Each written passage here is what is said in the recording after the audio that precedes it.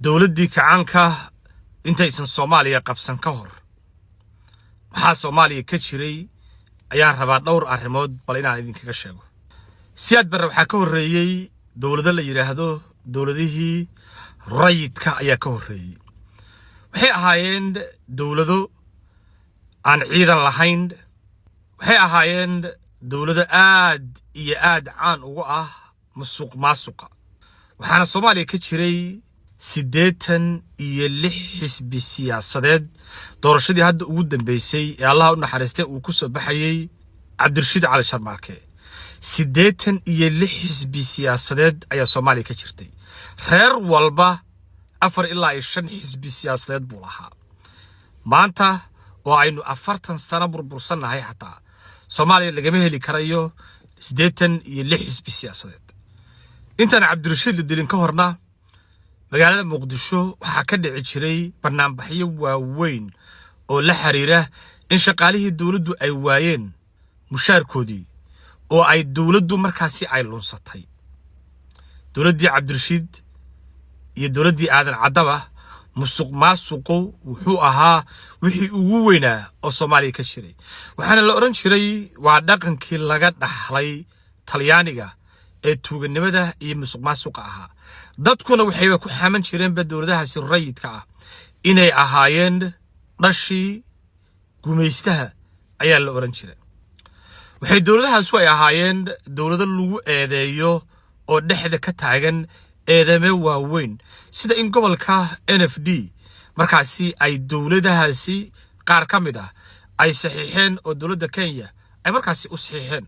waa dhul ka mid ah shantii Soomaaliya inay xataa bixiyeen ayaa ka mid ahaa eedamihii loo haystay dawladihii rayidka. haddana waxaynu arkaynaa dad ku haya Maxamed Siyaad Barre wuxuu aasay dimuqraadiyadda. marka dimuqraadiyadda la doonayay 68 xisbiba ma musuqmaasuqiiba ma dalkii Soomaaliya oo dawlad kale la siiyayba maxay ahaayeen lama garanayo. dawladahaas xataa waxay awoodi waayeen inay ku dhacaan ee luqadda afka Soomaaliga ay qoraan. xilligaas xataa la diyaariyay 3 ilaa 4 qaab oo kala duwan oo luqadda afka Soomaaliga markaasi loo qori karay way ku dhici waayeen.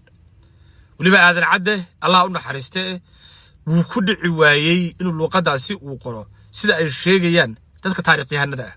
wax mashruuc ah oo dawladahaas ay inta Soomaaliya ka sameeyeen maanta la oran karayo waxaasay dhiseen aeroboor garoon dhul wax ay sameeyeen oo maanta la sheegi karo oo taariikhiyan la og yahay ma jiraan. markii laga soo tago waxa ugu weyn oo lagu xasuustan waxay ahayd in Aadan Cadde uu si dimuqraadiya uu xilka ku wareejiyo uusan ku dagaalaminin. qodobka ugu weyn oo Aadan Cadde lagu amaano waa inuu xilka ka dagay oo waliba qaab dimuqraadiya uu xilka uga dagay. ma jirto arrin kale oo lagu amaani karo ama taariikhdu ay ku amaantay oo caaw inta kor loo qaaday la oranayo shaygaasi dawladdii Aadan Cadde la sameeyay ama shaygaasi labadii sano ee Allah u naxariistay Cabdirashiid baa la sameeyay. cid oran kartaa ma jirto. Soomaaliya waxay ahayd dal ay weli saameyn xoog leh ay dawladdu gumaystaha ay ku lahaayeen. lacagta xilliga taalayna waxay ahayd lacag af Talyaani ku qornayd.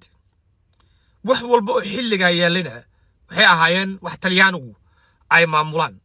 dawladahaasuna ma aysan ahaynba dawlado ka madax bannaanba isticmaalkii Talyaaniga. waana sababta loo lahaa waa dhashii gumaystaha. marka dawladdii kacaanka ayaa waxaan tirada badan ee maanta Soomaaliya ay haysato ama taariikha inta ugu badan ninkii sameeyay ninkaas buu ahaa. barnaamijyadan hadda Soomaaliya yaallo oo dhan Maxamed Siyaad Barre dhisay. horey waxay u jiray oo kaliya garoomo empty ah oo ay gumaystuhu ka soo degi jireen sida midka hadda Muqdisho ku yaala Hargeysa ku yaala iyo Kismaayo ku yaala dhul un baa jiray. laakiin building kan iyo in garoon caalami laga dhigo iyo in projectkan garoonka la dhiso ninka dhisay Siyaad Barre ahaa. laamiga ha sheegin Soomaaliya ay ha sheegin lacagta Soomaaliga ha sheegin luqadda Soomaaliga ha sheegin boqolaalkii warshadood ee Soomaaliya la sameeyay ha sheegin. ciidankii Soomaaliya ka hor dawladdii kacaanka dhowr kun oo ciidan buu ahaa. askarta ciidanka dhanba dhowr kun bay ahaayeen ilaa la gaarsiiyay ciidanka ugu weyn ee Afrika ka jira. haddana ninkaasi maanta arkaysan asagoo 30 dhowr sano mootan ayaa maanta la caayaya kan caayaya waa nin aan xataa Soomaaliya xataa hal geed aan u talaalin geed talaal meel ku yaala xataa muusan abuurin iska daa wax qabad kale haddana dad baa u buraanbur iyo u sabcinaya bacaq u siraya waxaan islaahay Soomaalidu waxay meesha ay joogto oga dhaqaaqi laadahay waa cadaalad darrada weyn laakiin taariikhdii Maxamed Siyaad Barre ma ahan taariikh qarsoomi karta taariikh la qarin karaya ma ahan wax walba kor loo qaaday Siyaad Barre ku qor waxba laga ma samayn karo ama jeclow ama nimcow aday ku taala